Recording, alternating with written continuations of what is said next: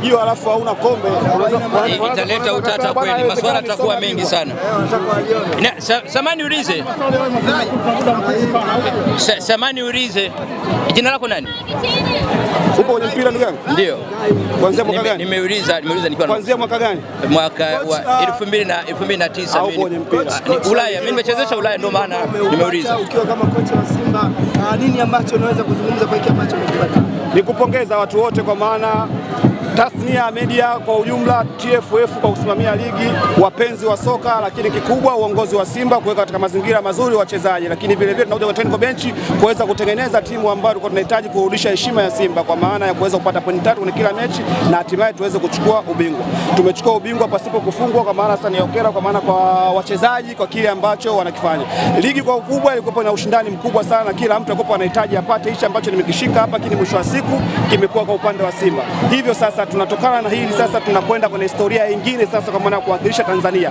Tunaangalia mapungufu ya kwenye ligi yetu na tunaangalia ushindani ambao tunakwenda kwenye Sekafa. Lakini wakumbushe katika historia ya soka katika Simba Queens, ina maana sasa walishachukua Sekafa na Champions League walifika nusu finali.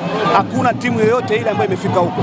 Kwa sasa mimi ambao tumechukua timu na ambaye tunafanya mapinduzi, tunakwenda kupambana na Sekafa na baada ya Sekafa tuweze kupita kile ambacho tulifanya tuweze.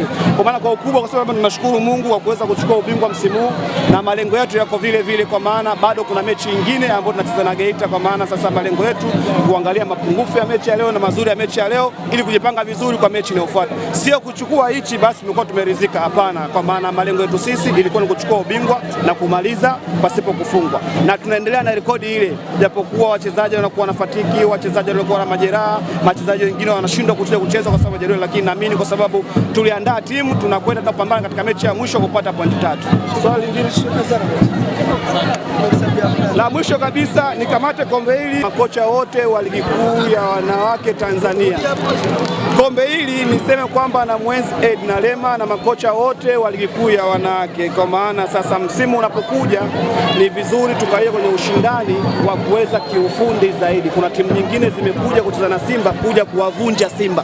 Kwa sasa kwa msimu unaokuja tushindane kiufundi zaidi ili ligi ya ushindani zaidi ya ule kuwepo. Asante sana.